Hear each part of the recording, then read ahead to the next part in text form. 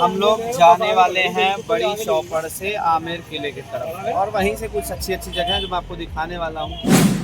तो बहुत ही जल्दबाजी और कम समय के साथ हम लोग निकल चुके हैं जयपुर के आमेर किले की तरफ। जयपुर जो कि पिंक सिटी के नाम से फेमस है और हम लोग जा रहे हैं आमेर किले की तरफ, जिसे वहां के राजा मान सिंह ने बनवाया था। पहाड़ के बीच से जाता हुआ ये रास्ता आमेर किले की तरफ जाता है और सुंदर प्यारा सा तालाब जो कि आमेर किले के सामने है और ये महल जो है पहाड़ के ऊपर स्थित है। ये तालाब दिखने में जितना सुंदर है अंदर से उतना ही खतरनाक है, क्योंकि यहाँ पर न जाने कितने मगरमच्छ को पाला गया है। जैसे ही हम आमेर किले के मेन गेट की तरफ पहुंचते हैं, वहां पर जो है कबूतरों से भरा हुआ सुंदर नजारा हमको दिखाई देता है। प्यारे पक्षियों को देखकर मेरा मन बहुत ही खुश था और प्यारा सा सुंदर पहाड़ जो है, सुबह सुबह की धूप खिली हुई थी और यहाँ पर देश विदेश से सारे लोग इकट्ठे होकर केवल आमेर किले को देखने के लिए आए थे। प्राचीनता के मामले में आमेर किला जयपुर की शान है। इसकी कलाकृति जो कि भारत के सर्वोच्च कलाकृतियों में से एक मानी जाती है। चलिए हम अंदर की ओर चलते हैं और देखते हैं कितने सुंदर तरीके से आमेर किले को बनाया गया है। ऊपर दिख रही पहाड़ की चोटी में जो है ड्रम का यूज करके लोगों को जानकारी दी जाती थी कि कोई भी दुश्मन सैनिक हमारी ओर बढ़ रहे हैं या नहीं। महल के मुख्य द्वार के पास में एक सुंदर तालाब है जिसमें कई सारे मगरमच्छ पाले गए हैं और चलिए चलते हैं अंदर की ओर दर्शन करने। कितना अच्छा प्राकृतिक नजारा है। तो भारी भरकम सामान लेकर अपने इस शरीर के साथ हम लोग चलते हैं आमेर किले की सुंदर सुंदर चढ़ाई की ओर, जहाँ पर चौड़ी चौड़ी सीढ़ियों के सहारे हम लोग ऊपर की ओर बढ़ रहे हैं। पत्थरों की सहायता से बनाया गया है महल जो कि काफी मजबूत है और इसकी सीढ़ियां और बाकी का नजारा भी बहुत अच्छा है। तो चलिए चलते हैं ऊपर की ओर और देखते हैं कि महल अंदर से कितना अच्छा बना हुआ है। और चलते हुए रास्तों में यहाँ पर हमारे शंकर जी कुछ रिश्तेदार मिल जाते हैं और ये भाई साहब अपने रिश्तेदारों से हाथ मिलाने की कोशिश करते, परंतु वो मना कर देते हैं। किले के अंदर माता जी का मंदिर है और वहां पर पूजा प्रसादी के लिए हम लोग यहाँ से प्रसाद लेते हैं और अपना सारा सामान यहीं पर रख देते हैं ताकि इसकी देखरेख यही लोग करते रहें और हमें सामान को जो है ढोकर ऊपर ना ले जाना पड़े। और ऊपर जाने के बाद हमें पता चलता है कि महल के अंदर में जो है एक वीआईपी कॉन्सर्ट होने वाला है, जिसकी तैयारियां जोरों शोरों से चल रही है। हम लोग भी यहाँ का नजारे का मजा ले रहे हैं और चलिए देखते हैं कि आगे हमारे साथ क्या क्या होने वाला है।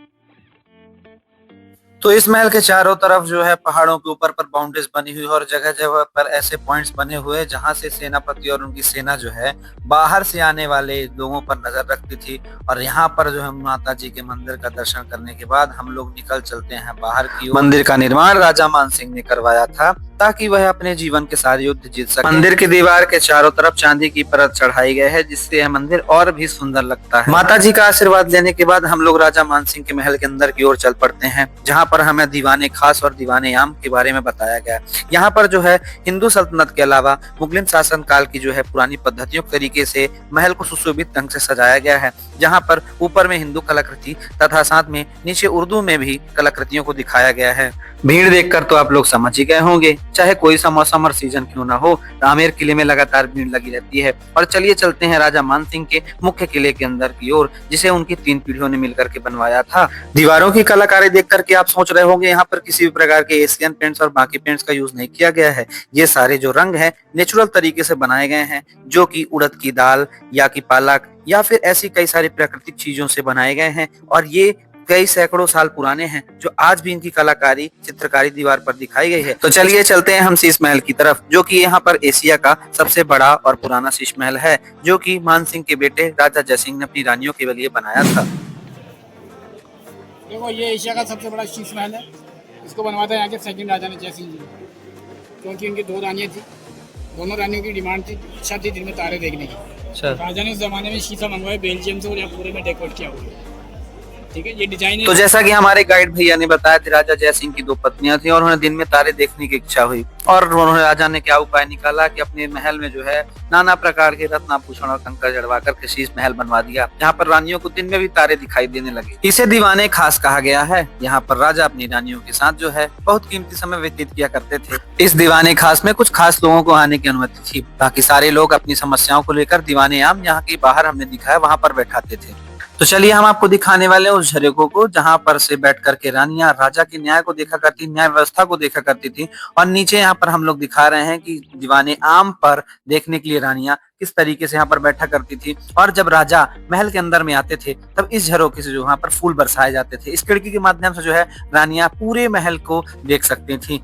नीचे जोधाबाई की जन्मस्थली वाले भवन को दिखाया गया है, जो कि यहाँ पर वीडियो में दिखा रहा हूँ आप लोगों को। जोधाबाई का जन्म जो है आमेर के नीचे गांव में हुआ था। बाद में जब राजा मानसिंह को बादशाह अकबर ने जो है तोहफे के रूप में इस महल को दिया, और उसके बाद चूंकि ये महल जो है अब गवर्नमेंट के संरक्षण में है, परंतु ऊपर दिखाया जाने वाला महल वो अभी भी राजा जी के वंशजों के पास है।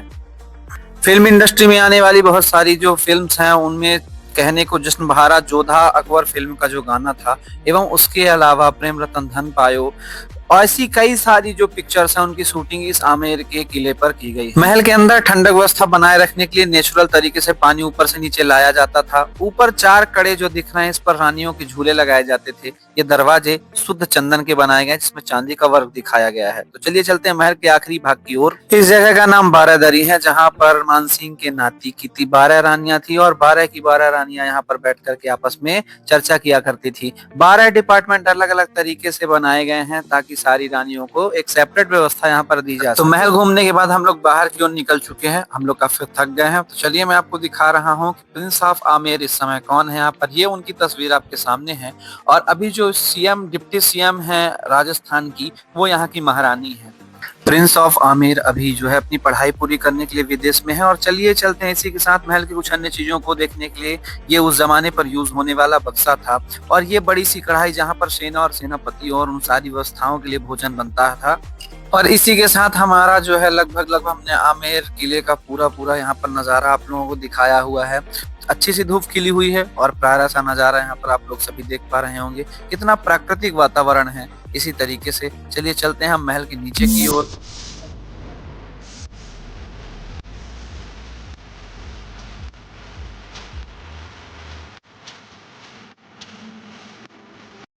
तो हेलो दोस्तों, अभी तक का हमारे ब्लॉग का ये आखिरी भाग। तो जैसा मैंने आपको बताया था कि हम लोग कटनी जंक्शन से निकले थे और खाटू श्याम जी के दर्शन, जयपुर पूरा दर्शन, उसके बाद आमेर का किला, है ना, ये सारी चीज़ें घूमने के बाद और पूरा जनरल में धक्के खाने के बाद, ऑटो में धक्के खाने के बाद और पूरी जगह घूमने के बाद अभी हमारे ब्लॉग का जो है ये फाइनल पार्ट है जो मैं आपको दिखा रहा हूँ।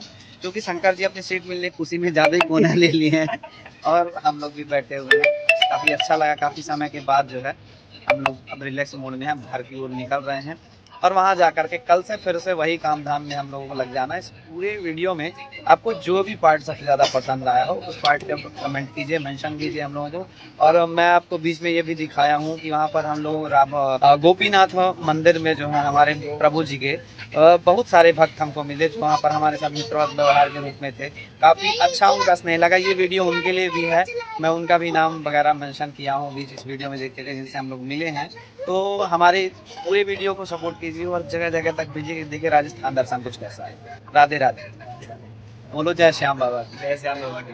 तो दयोदरा एक्सप्रेस में हमारी सीट कंफर्म हुई थी और हम लोग अभी रिटर्न टिकट लेकर के अभी जा रहे हैं। तो शंकर जी की सीट मिली और शंकर जी को किस रूप में यहाँ पर दिखाओ, जब से फोन में लगे हुए हैं, दिखाओ उनकी तरफ सो के वो भी। और हमारे यादव जी को मना करने के बाद उनको भी साथ मिलकर घर में बच्चे आने का खाली बैठ करके बस यही देख रहा था कि कब अपने दूसरों को पूरा करो। और शंकर जी बताइए कैसा लगा खाटू श्याम? बिंदास। तो क्या दोबारा सुकून मिल गया है कि मतलब दोबारा फिर से आने का मन है? नेक्स्ट बार बुलाएगा। आपको यादव जी थोड़ा तेज से बोलो ताकि लोगों को सुनाई दे। कैसा लगा? बोलिए तो भाई, मुंह में बोलिए। देखो मैं इसके बदले बोल दे रहा हूँ, ये थोड़ा बिजी है। हम लोगों को बहुत अच्छा लगा और पूरे राजस्थान में जो है जयपुर, खाटू श्याम, जो भी जगह पर हम जो घूम सके हैं, जो दर्शन कर सके हैं, चाहे गोपीनाथ हो, चाहे गोविंद देव जी हो, वहाँ पर दर्शन करने के बाद हम लोग बहुत अच्छा लगा है। तो वीडियो में छोटे छोटे भाग में सारी जानकारी दी गई। आप लोग बने वीडियो के इस पार्ट के साथ और देखिए क्या क्या दर्शन हम लोगों ने किया है।